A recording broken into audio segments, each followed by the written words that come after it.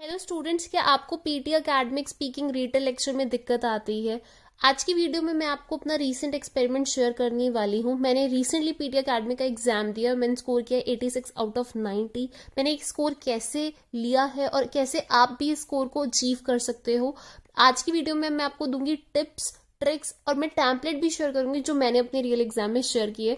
ये best template मुझे लगता है, इजी लगता है। आप कोई भी टैम्पलेट यूज कर सकते हैं, बट मैं आपको बताऊंगी कि क्या स्टूडेंट्स हैं जो कर रहे हैं कॉमन मिस्टेक्स और जो आपको बिल्कुल भी नहीं करनी है। तो करते हैं वीडियो को फटाफट से स्टार्ट। अगर आप हमारे चैनल पे नए हैं तो चैनल को लाइक, कमेंट एंड सब्सक्राइब कर दीजिए। एंड गाइज, हमारे नए बैचेस पीटी के स्टार्ट हो रहे हैं, आप हमारे साथ एनरोल कर सकते हैं। नंबर मैं डिस्क्रिप्शन बॉक्स में शेयर कर दूंगी। एंड हमारी वेबसाइट www.ptuniverse.com और मेरे इंस्टाग्राम पेज को जरूर चेक करना। गाइज, सबसे पहले मैं आपको बता दूं, जब मैंने रिसेंटली एग्जाम दिए तब भी मैंने बहुत चीजें ऑब्जर्व करी हैं। एंड पहली तो मैं कुछ कॉमन मिस्टेक्स बता दूं जो मैंने बहुत सारे स्टूडेंट्स को पढ़ाते हुए देखा है। सबसे पहले ना, कई स्टूडेंट्स सोचते हैं रीटेल लेक्चर का मतलब है कि हर एक वर्ड उनको रिपीट करना है और अगर वो कुछ भी मिस कर देंगे तो उनका स्कोर कम हो जाएगा। गाइज, ऐसा नहीं है। मैं आपको बता दूं कि स्कोरिंग बेस्ड ही 3 चीजों पर है: कंटेंट, प्रोनाउंसिएशन, फ्लुएंसी। कंटेंट एक पैरामीटर है, लेकिन प्रोनाउंसिएशन और फ्लुएंसी 2 और पैरामीटर है जिन पे आपको वर्क करना है। कुछ स्टूडेंट्स को नोट टेकिंग नहीं पता, उनको पता ही नहीं क्या लिखना है, कैसे लिखना है, जिसके कारण वो और ज्यादा स्कोर कम करते हैं। तो एक तो सबसे पहले आप अपनी हैंड राइटिंग पे वर्क करें। आपकी हैंड राइटिंग ठीक होनी चाहिए, क्योंकि अगर बहुत बेकार हैंड राइटिंग होगी तो आप खुद ही नहीं समझ पाओगे आपने लिखा क्या है। और दूसरा, आपको नोट मेकिंग टेक्निक पे वर्क करना है। आपको वर्टिकल नोट्स लेने हैं। देखो, यहाँ पर मैंने नोट्स आपको लेके दिखाए हैं। वर्टिकली नोट्स आप लिखें और जो इंपॉर्टेंट कीवर्ड्स है वो आप लिख सकते हैं, फ्रेजेस आप लिख सकते हैं। इस बहुत सारे स्टूडेंट्स हैं वो क्या करते हैं कि बहुत ज्यादा उनका फोकस ग्रामर पे ही होता है, तो अगर छोटी सी ग्रामेटिकल मिस्टेक हुई वो स्टक हो जाते हैं। सबसे पहले कहीं इस ग्रामर कहीं पे भी स्कोरिंग क्राइटेरिया में है ही नहीं, तो अगर आपके से कोई ग्रामेटिकल मिस्टेक हो गई, इट्स ओके, डोंट वरी, कुछ भी उससे फर्क नहीं पड़ेगा। फर्क पड़ना किस चीज से है? कंटेंट। तो कंटेंट हमने इंपॉर्टेंट जॉट डाउन करना है। प्रोनाउंसिएशन से फर्क पड़ना है। तो अगर कोई मुश्किल वर्ड है आप मत बोलिए let's say it's Guggenheim museum in Bilbao. If you don't need to speak, just avoid it. नहीं आता आपको बोलना तो उसे अवॉइड कीजिए। देन मैं आपको बता दूं कि मिस्टेक हो जाती है, फिर लोग स्टक हो जाते हैं और फिर अटक अटक के बोलते हैं, तो फ्लुएंसी पूरी हैम्पर हो जाती है। और मैंने जो ऑब्जर्व किया, बहुत सारे स्टूडेंट्स सारा कुछ बोलना चाहते हैं और ऑफकोर्स एक 60 से 90 सेकेंड्स के लेक्चर को आप कैसे रिपीट कर सकते हो 40 सेकेंड्स में? It's not possible. तो ये रिक्वायर्ड ही नहीं है। आप इसको करने के चक्कर में स्कोर लो करते हो। बहुत सारे स्टूडेंट्स को लगता है कि 40 सेकेंड्स की ड्यूरेशन है तो उनको पूरा 40 सेकेंड्स ही बोलना है, but let me tell you, ऐसी कोई भी रिक्वायरमेंट नहीं है। You can speak for 25 seconds, 30, 35 also, still you can score high.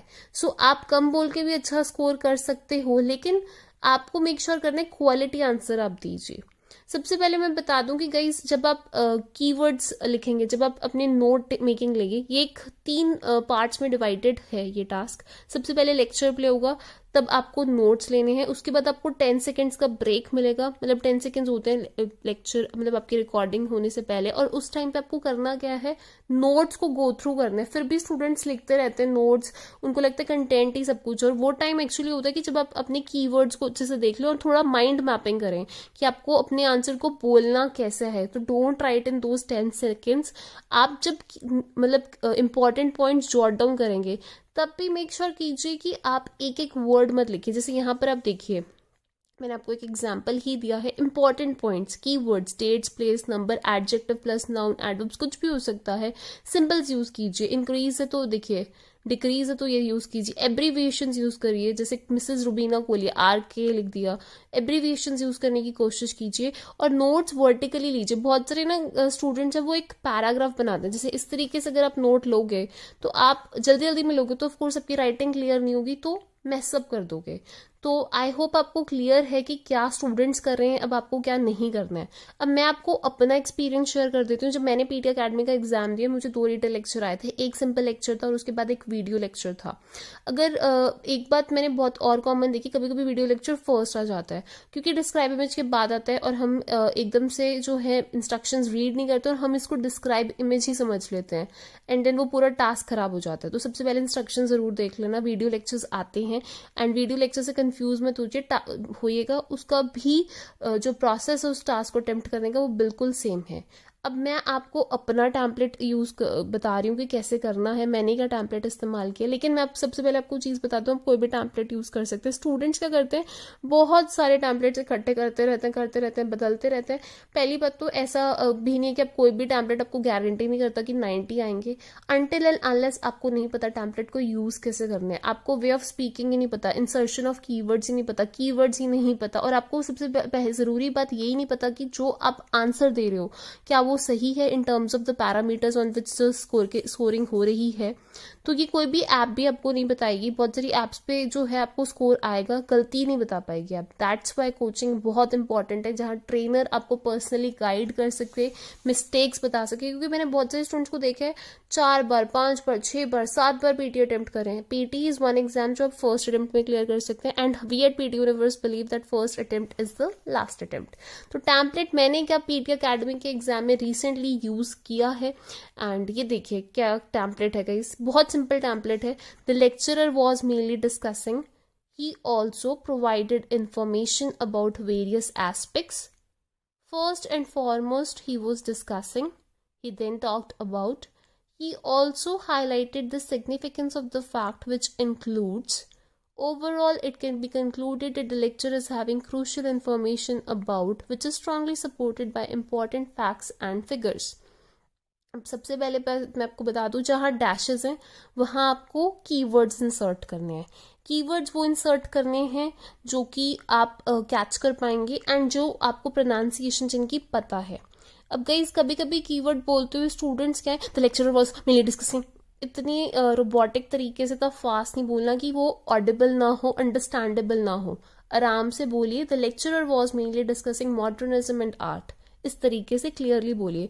मैं गाइज इस सेशन के बाद एक और सेशन का लिंक अटैच कर दूंगी, वहां पे मैंने सैम्पल एग्जाम्पल से ये भी दिखाया कि नोट मेकिंग कैसे करनी है, और नोट मेकिंग के बाद एक्चुअली बोलना कैसे है वो देख लेना। क्योंकि बहुत सारे मेरे सेशन स्टूडेंट्स एंड तक देखते ही नहीं और फिर उनको लगता है कि हमें नहीं समझ आया। अगर नहीं आता तो बार बार वीडियोस को देखिए, 1 बार 2 बार 3 बार, and I can guarantee you आपको बहुत हेल्प मिलने वाली है।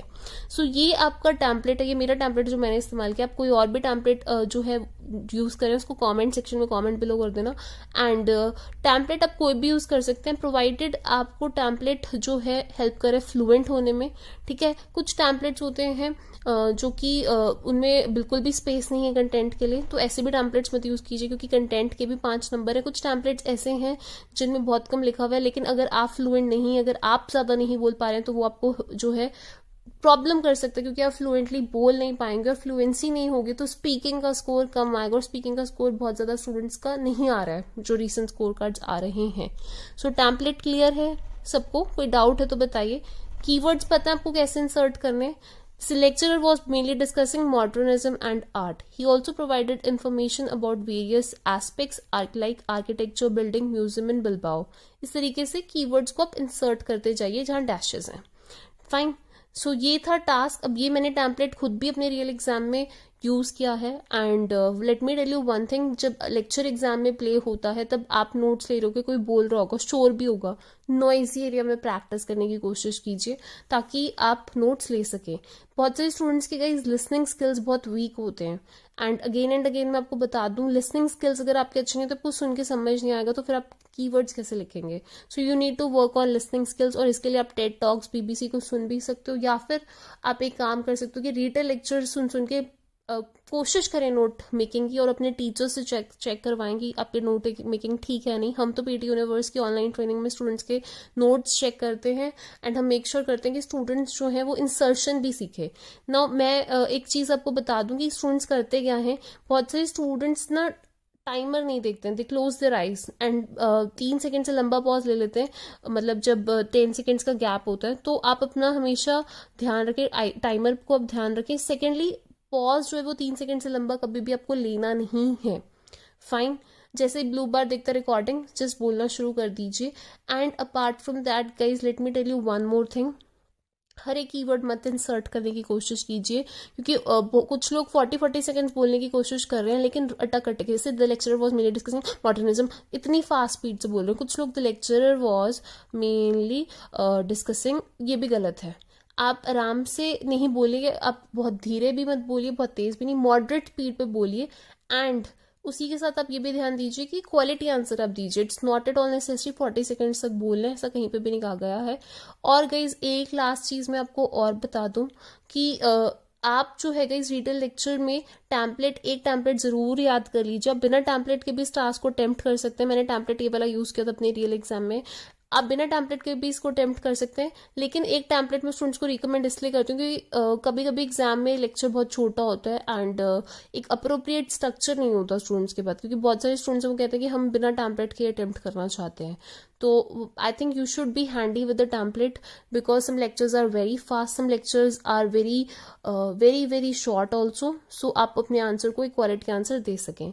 अब आपको कोई भी डाउट्स है कमेंट बिलो कर दीजिए, and what should be the topic of next video. बहुत सारे स्टूडेंट्स हैं उनको स्कोर कार्ड इवैल्यूएशन नहीं आता, अगर आप वो कहोगे तो मैं वो भी सिखा दूंगी।